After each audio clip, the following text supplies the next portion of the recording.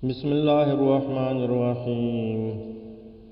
عن أنس بن مالك رضي الله عنه أن رسول الله صلى الله عليه وسلم قال يا بني إن قدرت أن تصبح وتمسي وليس في قلبك غش لأحد فافعل.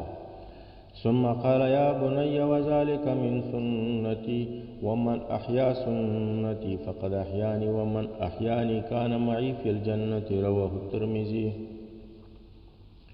نبی کریم علیه الصلاة والسلام موږ تاسو ته هغه اخلاق او عادات او طریقې ښیي چې په هغې کې زموږ او ستاسو یووالی او د مینې سبب ګرځي. نبی علیه السلام فرمایلي حضرت انس صاحب ته یا بنیه ای زویه، قدرمنه زویه. نو مشران کشرانو ته د زوی خطاب کوي، هغه د شفقت او د ترحم په وجه.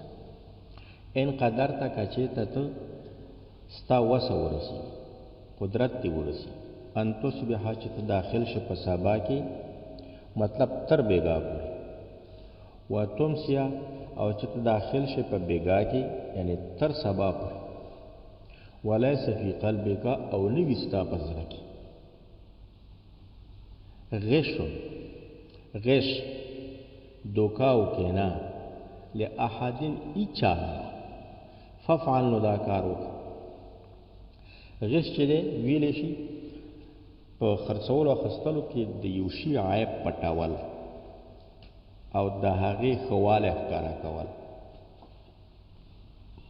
او د غش بله معنا ده کینه او بدنیتي.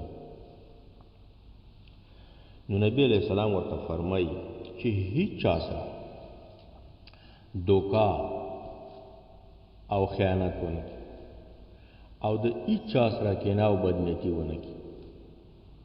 نو ففعل دا کار وکړه.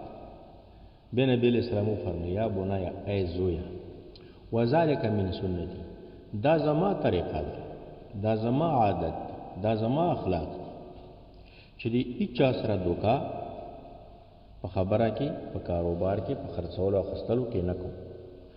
دارنګې د هیڅ چا سره مې کینه او حسد نه وي. د ټولو خلکو په باره کې خیر غواړم.